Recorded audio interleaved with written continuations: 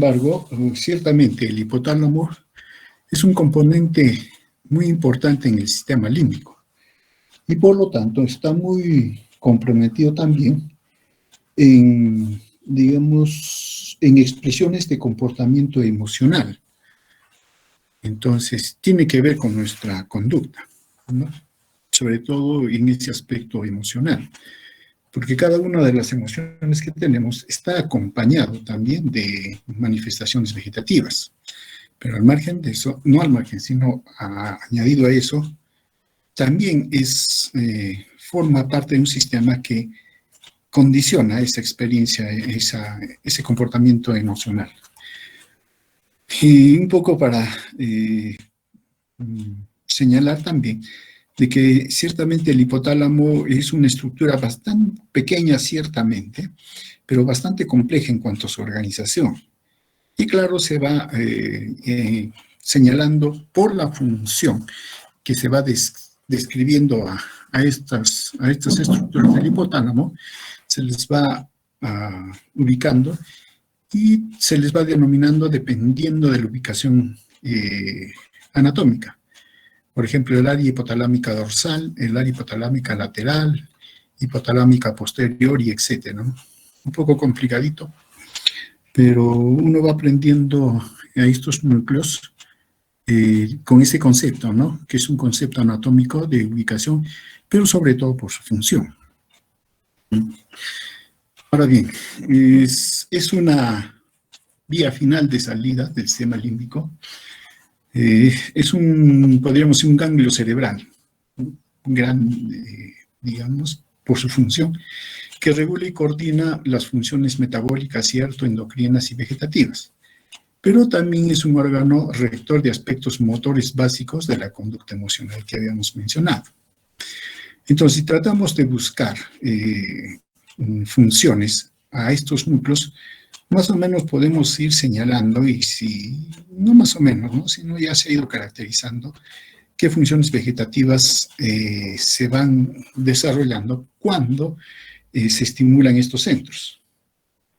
Claro, hay dos formas en que se determina su función: por estimulación o por lesión. Estimulación, exceso, ¿no?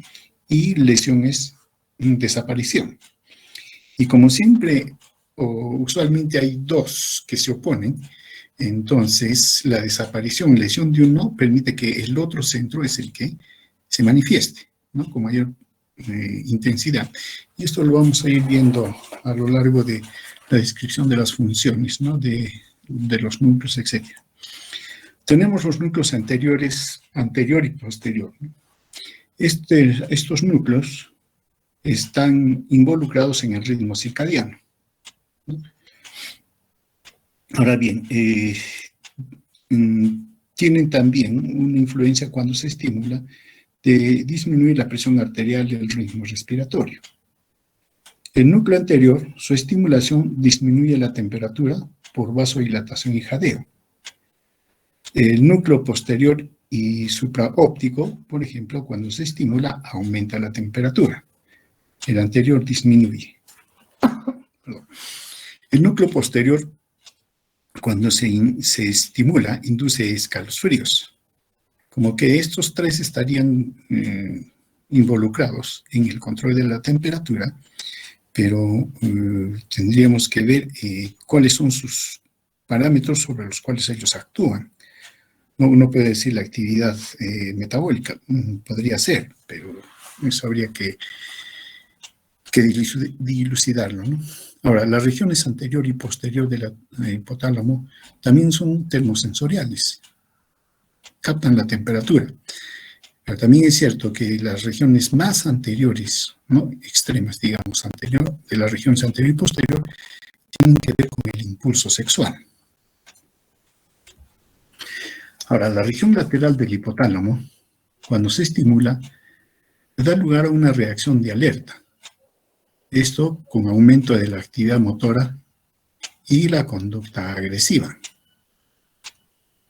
Y se acompaña con modificaciones vegetativas, dilatación pupilar, en caso de los animales sacan las garras, erizamiento del pelo, aumento de la presión arterial, la frecuencia cardíaca, disminución del flujo renal, disminución de la secreción digestiva.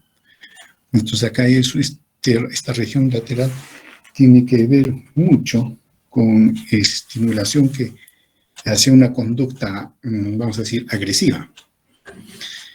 La región media del hipotálamo más bien da lugar a una estimulación, cuando se estimula, da lugar a una conducta de placidez, ¿no? De sedación en la conducta.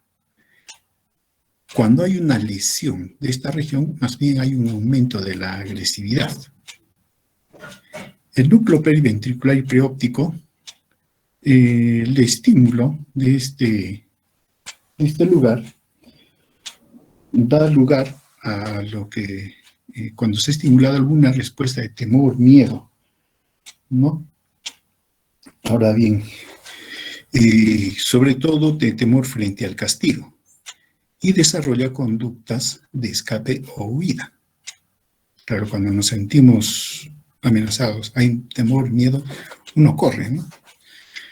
La región anterior induce placidez y sueño, ¿no? En comparación, o mejor, en contraste con la región posterior, esta aumenta el nivel de alerta y la vigilancia.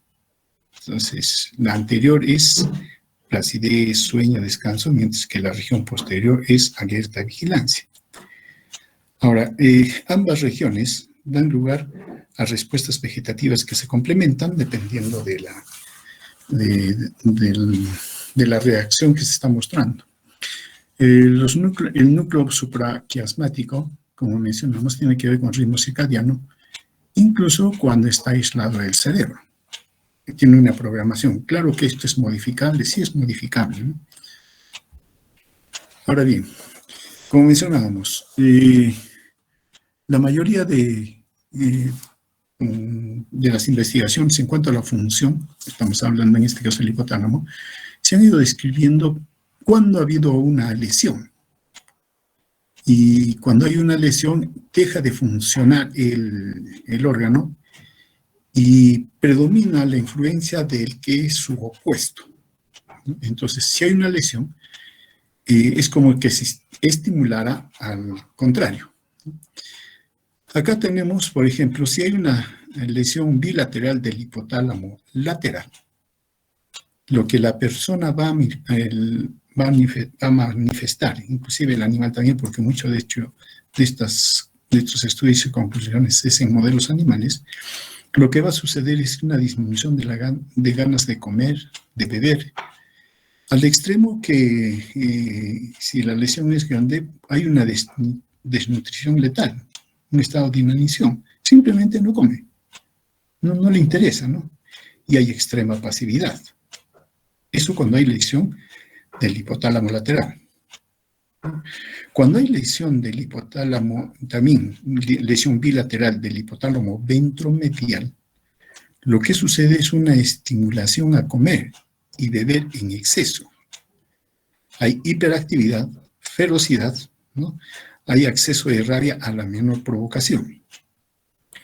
Claro, eso es cuando estudiamos la lesión. Entonces, si se lesiona el hipotálamo lateral, lo que va a predominar es el efecto del hipotálamo ventromedial. Y por eso es que la persona disminuye las ganas de beber, de comer, hay pasividad, etc. Si el hipotálamo ventromedial está lesionado en ambos lados, entonces lo que va a suceder es de que va a dejar que el hipotálamo lateral se exprese. Entonces hay estímulo a comer, beber en exceso, hiperactividad, ferocidad. Eso es porque estamos describiendo en términos de lesión. Y eso a veces es un poco como que confunde, ¿no? Pero queda claro que el hipotálamo lateral, su actividad es estimular a comer y beber en exceso. Da lugar a hiperactividad, ferocidad, a exceso de rabia, a la menor provocación. Es típico, entonces, ese comportamiento de una persona que está castigada. Y entonces al hipotálamo lateral se le conoce como el centro de castigo. Mientras que el hipotálamo ventromedial, más bien su función, o cuando actúa, da lugar a esta disminución de ganas de beber, de comer, ¿no? Si es extremo, digamos, esa influencia y no el hipotálamo lateral, puede llegar a la desnutrición letal y extrema pasividad. Entonces, el hipotálamo ventromedial da digamos, las condiciones de un ser que está tranquilo, está satisfecho. Y por lo tanto se le conoce o se le describe como el centro de recompensa. Ahora bien, el centro de castigo no solo es el hipotálamo lateral, como lo estamos mencionando, sino hay otros componentes también que forman este centro del castigo. Está la sustancia gris periacueductal, inclusive a nivel del mesencéfalo, las áreas periventriculares del hipotálamo, del tálamo, y estructuras secundarias, por ejemplo, algunas localizaciones en amígdala y hipocampo. Claro, la amígdala y el hipocampo conocemos y hemos escrito que el hipocampo tiene el recuerdo, la amígdala está viendo lo que está sucediendo, entre ellos hay comunicación. Ciertamente, ¿no? Entonces, por lo tanto, tienen que ver con el conocimiento y el aprendizaje. Si una experiencia, ¿no? Una experiencia no se acompaña de una fuerte carga emocional, sea agradable o desagradable, en este caso, si nos sirve de recompensa o de castigo, muy pocas veces lo memorizamos. Lo dejamos. Pero aquello que de una u otra manera nos causa, sea un esfuerzo, un castigo, y luego después nos da una recompensa porque tuvimos buena nota, esa experiencia la vamos aprendiendo. Y eso nos sucede cuando estudiamos. Lo más difícil, lo más desagradable, tenemos que resolverlo y vamos aprendiendo. Lo mismo también si es que fue fácil, agradable y nos interesó, también lo aprendemos. Pero si no significa nada, no hay componente afectivo, no lo aprendemos, o muy poco. Inclusive el texto menciona de que se va, ¿no? Simplemente no queda nada. Entonces, sí, el proceso de aprendizaje tiene también su componente emocional y el hipotálamo está allí, digamos, participa, pero sobre todo la amígdala y el hipocampo. En cuanto al centro de recompensa, también este tipo de, digamos, de condición también se da, o mejor dicho, parte de este circuito de recompensa está a lo largo del haz prosencéfalo-medial, el núcleo lateral y ventromedial del hipotálamo. Claro, acá un poco como que se contradice, ¿no? El núcleo lateral es el centro del castigo y el ventromedial es el de recompensa.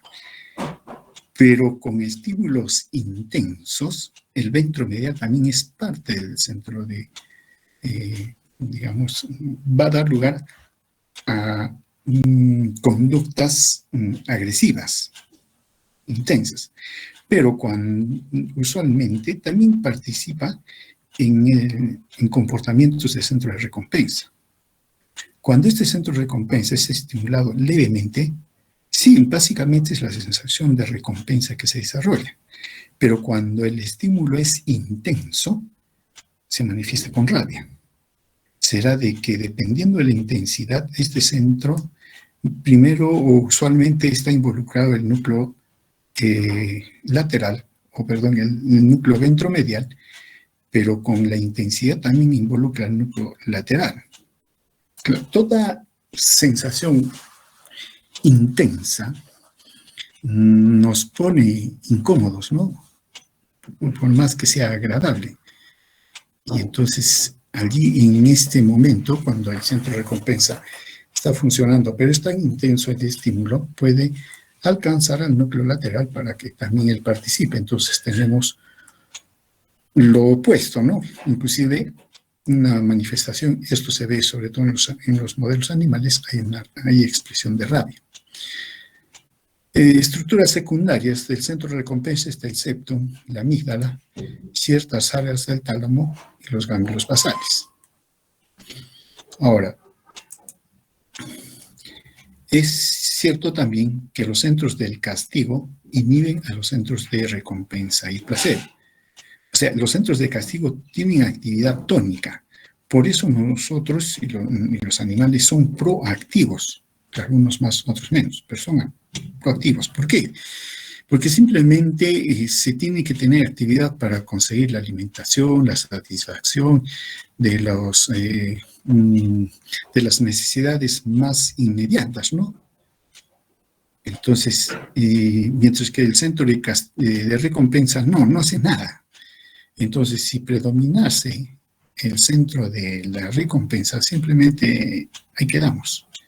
Entonces, el centro de castigo, con todo lo que hemos mencionado, es predominante y eso hace que nosotros seamos más activos, busquemos y todo lo demás, ¿no? Y por lo tanto inhibe a los centros de recompensa y placer. Muy bien, entonces con esto vamos describiendo cómo las diferentes partes del hipotálamo intervienen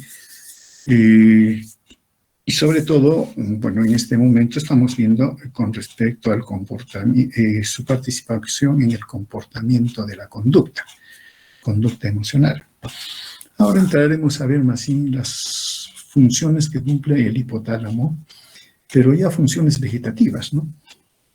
Entre ellas está el control cardiovascular, que por el momento solo vamos a mencionar solo esto. O sea, no es que el hipotálamo sea el centro de control cardiovascular, no, hay otro que está ubicado a nivel del tronco encefálico, ¿no? A nivel del bulbo. Pero el hipotálamo tiene influencia sobre este centro y se describe que el hipotálamo posterior y lateral tiene un efecto de aumentar la presión arterial y la frecuencia cardíaca, mientras que el área preóptica disminuye la presión, disminuye la frecuencia cardíaca y se proyecta desde la sustancia reticular bulbar pontino a los centros nerviosos vegetativos. Eso, digamos, para señalar. Ahora, el hipotálamo sí también es el control es el órgano central para el control de la temperatura, ¿no? Ahora bien, ¿cómo detecta el hipotálamo la temperatura? A través de células sensibles al calor y células sensibles al frío que se encuentran en el área preóptica anterior. Ellos ven la temperatura de la sangre, ¿no? O sensan la temperatura de la sangre, que a nivel central oscila entre 36.5 y 37.5. Eso es a nivel central. Pero obviamente nosotros podemos estar en un ambiente sin necesidad de protección desde los 12 grados centígrados hasta los 60 grados centígrados, sin protección, ¿no? Claro, es un rango mucho más amplio, pero el metabolismo mantiene la temperatura interna y eso mantiene la temperatura de la sangre en 36.5 a 37.5, que vendría a ser la temperatura interna que mencionamos. Ahora, si a esto le agregamos la cobertura, el vestido y el medio ambiente que lo podemos controlar, obviamente, si nosotros podemos estar en un rango mucho más amplio, ¿no? Pero eso ya es con algunos medios, ¿no? que se utilizan, la ropa, por ejemplo, ¿no? Pero sin protección, tranquilamente estamos entre 12 grados centígrados a 60 grados. Pero nuestra temperatura interna es de 65.5 a 77.5. Ahora, el hipotálamo va, dependiendo de la temperatura que va sensando, va a estimular o va a dar lugar a mecanismos de pérdida de calor o mecanismos de producción de calor. Cuando la temperatura está elevada, entonces lo que se tiene que hacer es, el hipotálamo lo que va a hacer es desarrollar mecanismos de pérdida de calor. Entre ellos está la vasodilatación, ¿no? Sobre todo a nivel de la piel. Perdón, un momentito, por favor.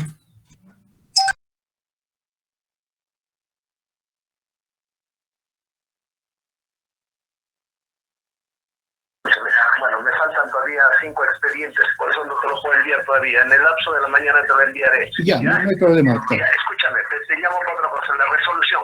Si tienes tiempo, revísalo. Ahorita estoy en clases, pero igual estoy trabajando. Ya te he mandado ya con todas las correcciones. Ya.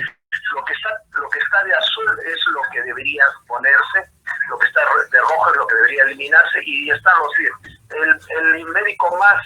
He utilizado el título de médico, no el de especialista, porque ahí sí tronamos. Hay unos que tienen 2 años, no serían 2 años. He utilizado el título de médico. Ya, listo, no hay problema. Tienen entre 31 y el más bajo 8 años, el más bajo. El mayor tiene 31 años, que es Margot. Ya, entonces ya te lo he mandado y le he puesto las 15 horas a todos, ¿sabes? Porque en realidad tendrían solamente 12 horas más. Entonces he puesto los 15, me ponen los 15, ponte.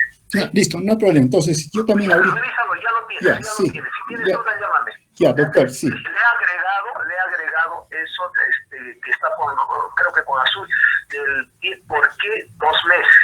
Y ahí estoy poniendo de que es porque el curso empezó con los docentes nombrados, y ellos, los médicos especialistas, entran a complementar las prácticas y las teorías según su especialidad, de acuerdo a lo dispuesto por la SUNEDO. Y tú dale la forma, pero ahí se te oye la idea. Ya, sí. Listo, doctor. Bueno, ahora yo también estoy en clases. Le he enviado el otro documento que me envió el doctor Dante con respecto a la ampliación. No dice nada, pero en fin, sí lo he leído. Ya, en la noche ya lo conversaremos. Ya, listo, Otra doctor. cosa, estoy algo preocupado sobre el nombramiento. De acuerdo al documento que yo tengo, solamente tendríamos para nombramiento 8 plazas, ¿no? Pero nosotros tenemos total 36. Se supone que en todos esos entran los para nombramiento, ¿no es cierto? Claro, es que eso es lo que quiero ir ahora a averiguar cuáles son las plazas. Solamente tenemos 8 plazas y ahí sí tendríamos que entrar a concurso. Eso es... Nosotros tenemos 90 y tantos, de esos 90 y tantos tenemos 36, más los fallecidos tenemos 39 plazas. Entonces eso hay que pelearla para que todos entren nombrados, hermano, por favor, ¿ya? Sí, es lo que quiero ir ahora para que nos digan en verdad cuántas plazas tenemos, porque ahorita tendremos contratos. El documento, por si acaso, Ya. el oficio 019, ¿te acuerdas? Ya, un ratito entonces. Están las plazas, las que yo te envié, hermano, ¿te acuerdas? ¿Lo tiene usted ese oficio? No, tengo un hermanito, a ver, donde está en la 019, es el oficio 019. Ya. El que está firmado por Manuel Enrique Talavera. Hasta ver. Sí, lo tienes, te lo envié, lo tienes impreso, inclusive no. Ya, lo voy a buscar, doctor. Ya, listo, doctor. Sí, listo, hermano, listo. Ya, entonces, ya te envié la resolución, ¿ah? Ya, listo, doctor, ya, lo veo en casa. Ya, listo, ya. Si tienes duda, llámame. Sí, ya, listo, ya, doctor. Estamos en contacto. Hasta luego.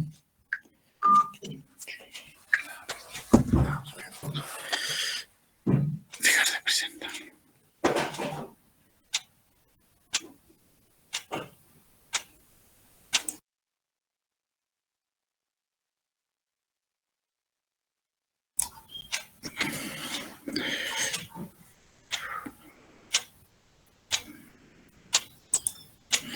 ¿Me escuchan? Sí, doctor. Ya, vamos a continuar. Ahora, la otra forma en que se pierde calor es por radiación. Esto, claro, es por transferencia electromagnética, la famosa luz infrarroja. Eso, en cierta manera, como que es muy difícil controlarlo para el hipotálamo, ¿no?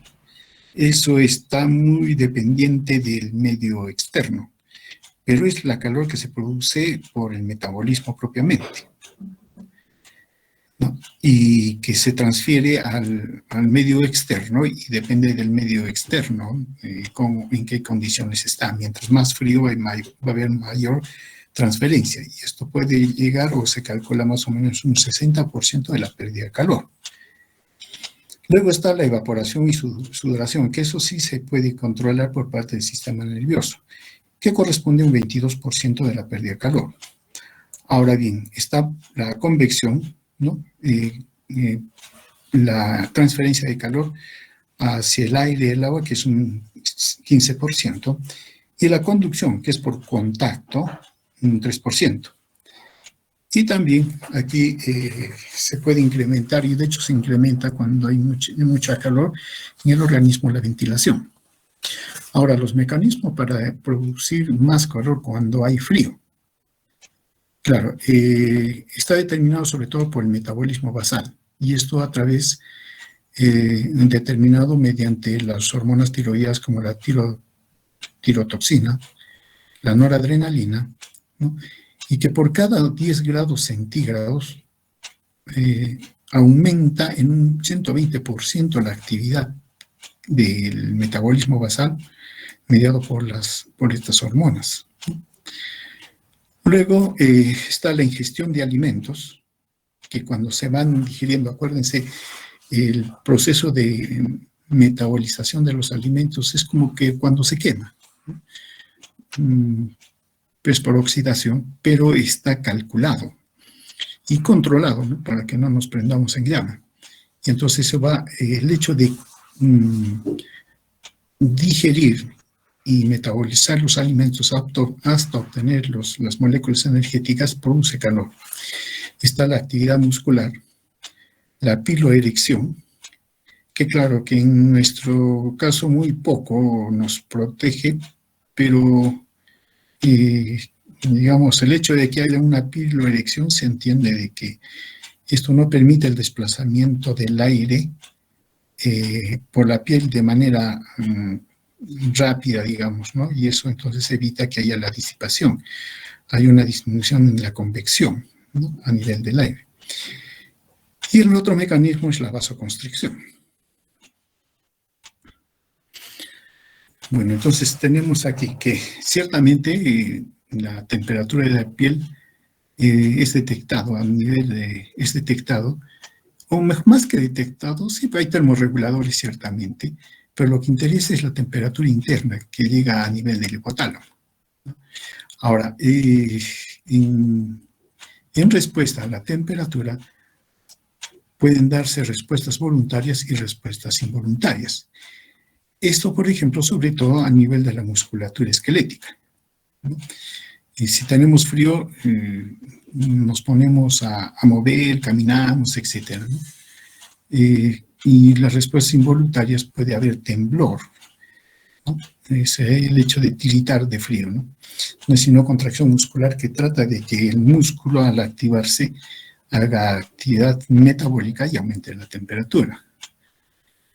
Y luego están las hormonas tiroideas desde toda la secuencia, ¿no? Desde el hipotálamo, hipófisis, glándula tiroideas, hormona liberadora de las tirotrofinas, la hormona estimulante de la tiroides, y luego tenemos las hormonas tiroideas, ¿no? T3, T4, sobre todo T3, ¿no? Que da lugar al aumento de la actividad metabólica. Ahora, ciertamente los nervios simpáticos también intervienen porque estimulan, por ejemplo, a la glándula suprarrenal, a las glándulas sudoparívaras, las sudoríparas y arteriolas anteriores. Esto sobre todo en caso de que haya una disminución de la temperatura, ¿no? El frío, la intensidad del frío, para nosotros es estrés. Y por eso que el sistema simpático es activado y interviene. Bueno, este es el hipotálamo y va a dar lugar a efectos sobre las glándulas sudoríparas, los vasos sanguíneos y la grasa parda. Claro que nosotros no tenemos grasa parda y la grasa que tenemos no nos protege del frío, excepto en el niño o en el recién nacido, solo en él. Pero después el hecho de que tengamos una gran capa de protección de grasa no nos protege del frío. La otra función del hipotálamo es la regulación del líquido corporal. La cantidad de líquido que debe mantenerse o mantener en el organismo. Si es que hay una disminución de ese líquido, de hecho, entonces nosotros eso lo sentimos y lo percibimos como la sensación de sed. Ahora, hay dos formas en que el sistema nervioso del hipotálamo detecta la cantidad de líquido o regula el líquido corporal. Es considerando la osmolaridad del líquido y el volumen. Claro que el volumen más bien es mediado de forma indirecta o es controlado de forma indirecta. En caso de la osmolaridad, si hay, digamos, pérdida de líquidos, la sangre se concentra y lo que va a suceder es un aumento de la osmolaridad.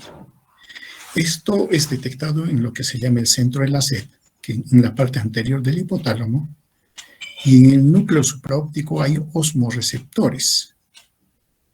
Y entonces ellos se van a activar y ahí es donde nosotros sentimos la sensación de sed. Y lo que tenemos que hacer es ir a beber líquido, porque el organismo no produce agua. La tenemos que obtener, tenemos que obtener el agua de manera externa. Entonces vamos a beber y buscamos el líquido.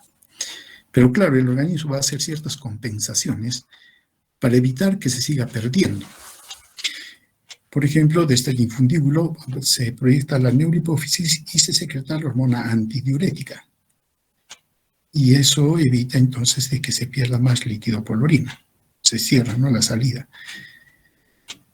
Ahora, cuando hay una disminución del volumen sanguíneo, esto va a suceder de que hay una disminución de la presión arterial. Y eso se ha detectado por los vasoreceptores de alta presión que se encuentran en los cuerpos carotídeos y cuerpos aórticos.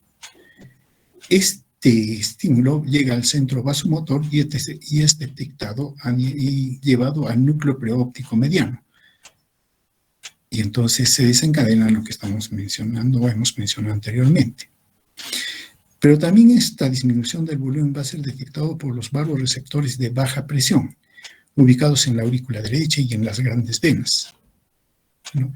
Y que va a condicionar también señales para el núcleo preóptico mediano. Y el otro medio por el cual va a ser considerado la disminución del volumen es a nivel renal. Los vasoreceptores de la arteria aferente y de las células juxtaglomerulares. Esto va a hacer que si hay una disminución, aumente la secreción de renina, entonces va a haber un aumento en la angiotensina 2 y eso va a condicionar vasoconstricción. Claro, como hay menor volumen, entonces hay que hacer vasoconstricción para que el continente también disminuya y más o menos se equipare con el contenido, que es el volumen, y entonces se mantenga la presión arterial. Pero también es cierto que la angiotensina 2 es un mediador que va a ser detectado o llega al núcleo preóptico mediano y va a desencadenar los mecanismos que hemos mencionado, ¿no? Entonces, estas dos formas, el organismo controla el volumen o el líquido corporal, ¿no?, midiendo directamente la osmolaridad a nivel central, a nivel del hipotálamo, y viendo o detectando el volumen, sobre todo la disminución del volumen, pero tiene, digamos, de manera indirecta varias vías, ¿no? Están los vasoreceptores de baja presión, los receptores de alta presión y el eje renina-angiotensina-aldosterona, que al final también tienen efecto o llegan con su información al núcleo preóptico mediano del hipotálamo. Ahora, hay otros mecanismos que también que ayudan a controlar el volumen de líquido en el organismo. Está la sequedad de boca. Cuando uno siente sed, se seca la mucosa sobre todo desde la boca, y eso estimula la sed. Y esto nos hace de que inmediatamente, de manera rápida, consigamos el líquido y una satisfacción rápida, ¿cierto? Pero que también es momentánea. Porque si uno toma líquido, si la mucosa se humedece, disminuye esa sensación, esa sequedad, y por lo tanto disminuye la sensación de sed, pero el agua todavía no ha ingresado al organismo, recién va a ser absorbido a nivel del intestino y todo lo demás, ¿no? La distensión abdominal, cuando hay una distensión abdominal, eso más bien inhibe la sed. Es un límite para la intoxicación hídrica, ¿no? Y también hay factores psicosociales que determinan si tenemos sed o no. Bueno, supongo que han tomado el desayuno o no habrán tomado desayuno. Bueno, no importa.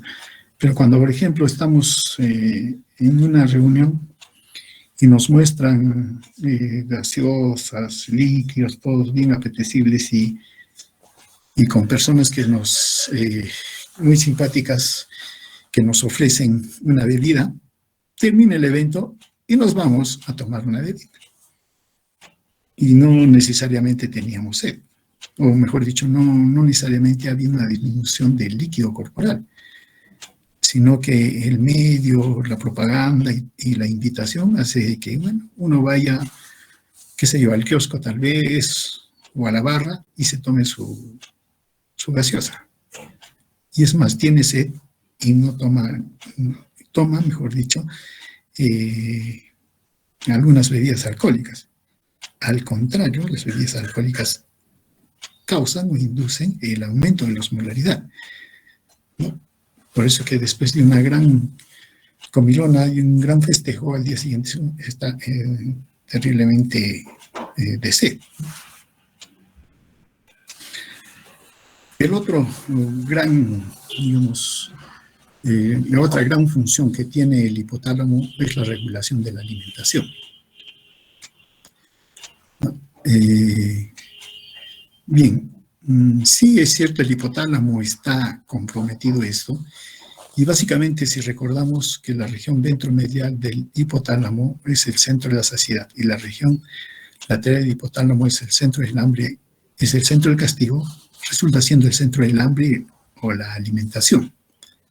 Si predomina la región ventromedial del hipotálamo, en cuanto a su influencia, su efecto, entonces es como que estamos satisfechos, no tenemos hambre, estamos saciados, tranquilos, ¿no?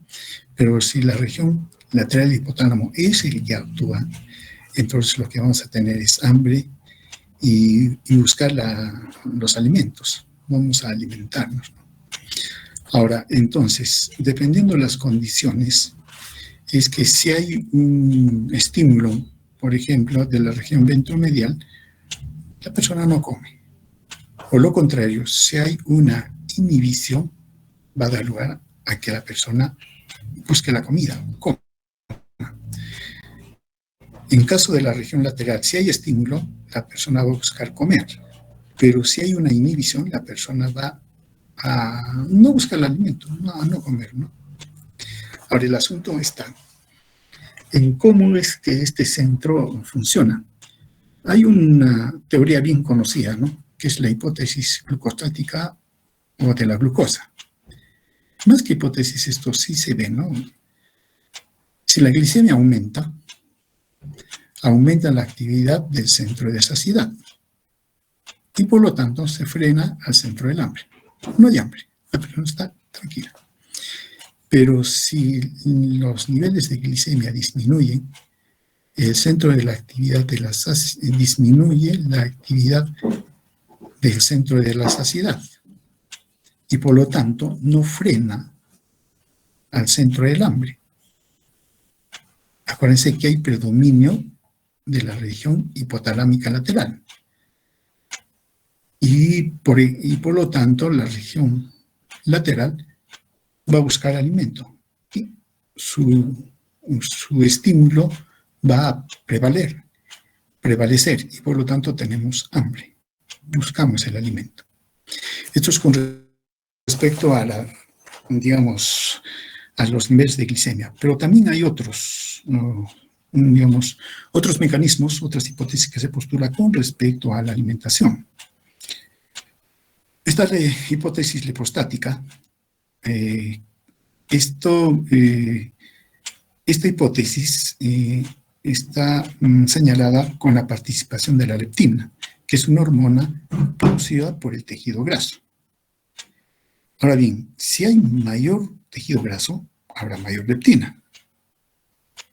Esta leptina llega a los receptores de leptina en el núcleo arcado del hipotálamo. Ahora bien, la ingesta de alimentos va a disminuir el efecto de elevar la leptina. Y más bien, lo que va a suceder es que si hay un aumento del gasto energético, va a aumentar los niveles de leptina. Esto porque se requiere captar, digamos, más alimentos, pero esto lo hace de manera a largo plazo. Es lento. Claro, si es que este sistema funcionara, no habría personas obesas, no habría. Pero ¿qué sucede? Que esta hipótesis lipostática también reconoce que hay adecuación. Es como que en el hipotálamo, que controla estos niveles, se adecua o se adapta a los niveles más altos de leptina. Al comienzo sí, y de repente ustedes, no sé si han tenido esa experiencia, comer demasiado en la noche, ¿no? Antes de irse a dormir. Por una u otra razón, haber comido demasiado, primero no se concilia bien el sueño. Hasta hay pesadillas y todo lo demás. Y segundo, hay transpiración. Hay mayor cantidad de calor que se está dando, no por la metabolización de los alimentos, la actividad específica. Entonces, está elevado estos niveles, por eso que no se puede conciliar. Pero si uno más o menos se acostumbra a tomar alimentos y en buena cantidad en la noche, ya esa sensación desaparece, como que se acostumbra. Y sí puede ingerir mayor cantidad de alimentos, pero a la larga aumenta de peso. Ahora, hay otra hipótesis de los péptidos intestinales. Claro, cuando se consumen los alimentos, van a producirse ciertos mediadores humorales, como la colecistocimina, va a aumentar los receptores de colecistocimina a nivel del hipotálamo.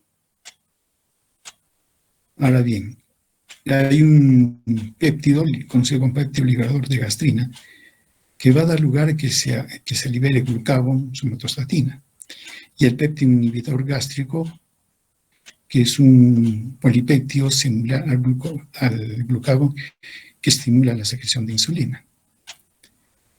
Cuando uno toma los alimentos, hay la secreción, por ejemplo, de la colecistocimina, parenquiosimina, que sí que estimula que se secrete la bilis y todo lo demás, pero también a nivel del hipotálamo llega y rápidamente se detiene la sensación de hambre.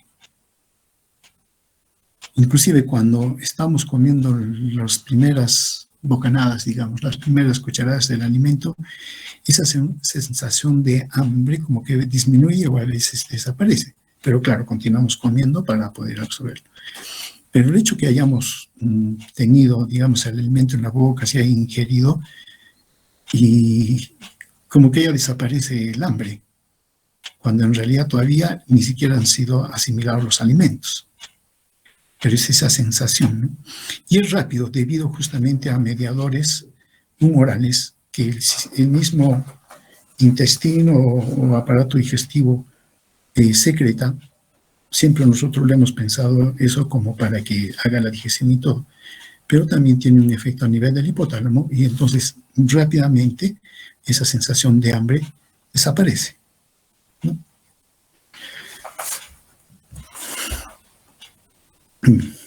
Entonces, eso allí en estas funciones, el hipotálamo es el centro de control, ¿no? De control de las funciones vegetativas. Ahora, lo otro del hipotálamo que conocemos siempre es su control que tiene sobre el sistema endocrino. Que todo esto ya más bien lo vamos a ir viendo a lo largo de los capítulos en los cuales se va a desarrollar ya los temas específicos. Bien. Haciendo un resumen, entonces el sistema límbico sí tiene que ver con la expresión emocional del sentimiento, ¿no? Y donde intervienen corteza cerebral, cierto, pero sobre todo la corteza antigual, ¿no? La circunvolución del cíngulo que le llamamos, pero obviamente esto tiene aferencias de la corteza sensorial, ¿no? Ahora bien, el hipocampo, ¿no?, se proyecta sobre el hipotálamo, ¿no?, y es el que va a participar en todas estas respuestas que son somáticas ciertamente, pero está fuertemente relacionado a una conducta emocional, con intervención de la amígdala, hipocampo, etcétera, lo que hemos mencionado, ¿no?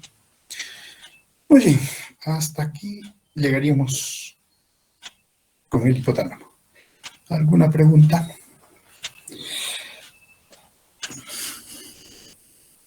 Doctor, Sí. ¿cómo se sensa el hipotálamo la temperatura de la sangre? Son células termosensibles, que así le llaman. Células termosensibles, ¿no, doctor? Sí, tanto sensibles al calor como al frío. O sea, sensan las dos cosas. Cuando aumenta la temperatura, como que también disminuye la temperatura, ¿no? ¿Y en qué parte del cuerpo, doctor, están ubicadas esas células? Están en el hipotálamo, en el área preóptica anterior. Por eso es control interno. Y ellos, como mencioné, ven la temperatura interna, pero esa temperatura interna, digamos, la tiene la sangre. Y la sangre es la que llega al hipotálamo, a esta área, al área preóptica, y ahí estas células son las que van a sensar la temperatura. Allí, a ese nivel, no están afuera.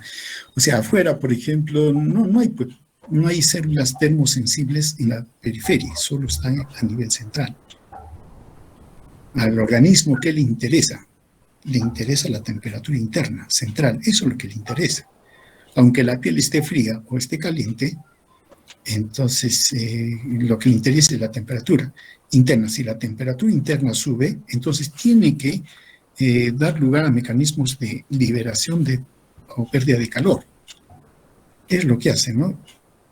Y el hipotálamo es el que va a dar un conjunto digamos, de señales hacia diferentes órganos. La vasodilatación, ¿no?, por ejemplo, es lo que va a hacer, aumento de la ventilación, ¿no? Y ahí nos explica el jadeo de los animales, por ejemplo, ¿no?, para poder perder por humedad, o sea, pérdida de humedad, temperatura. A ese nivel están. Ya lo entendí, doctor. Muchas gracias. Entonces,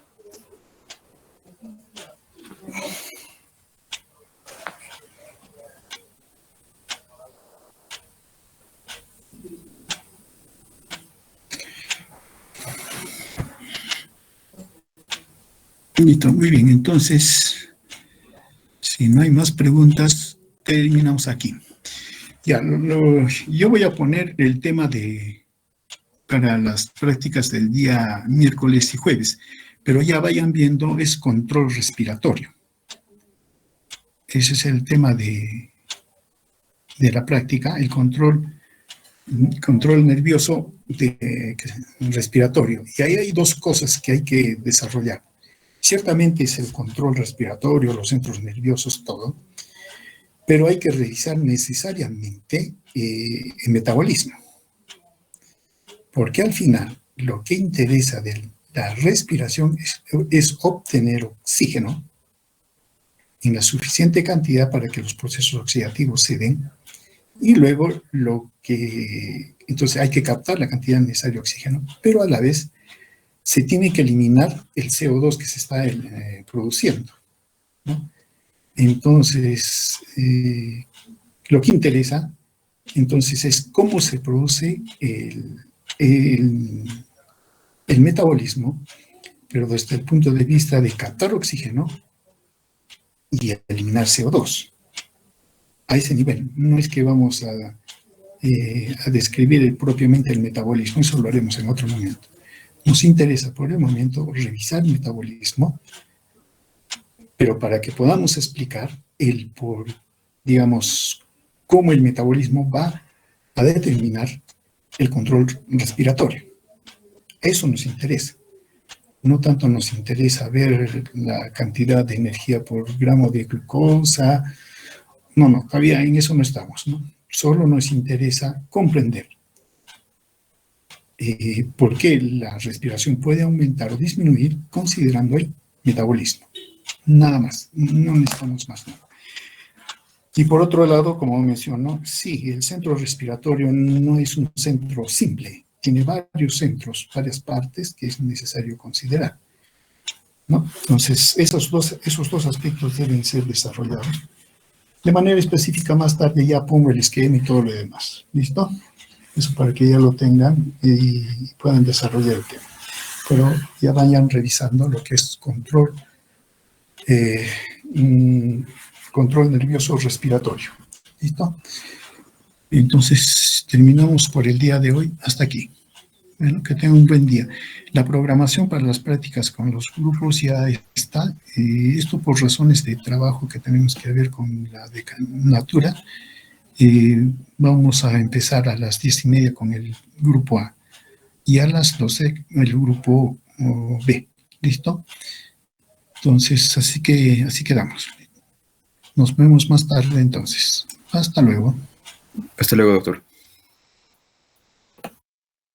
Hasta luego, doctor. Buenos días. Hasta luego, doctor. Hasta luego, doctor.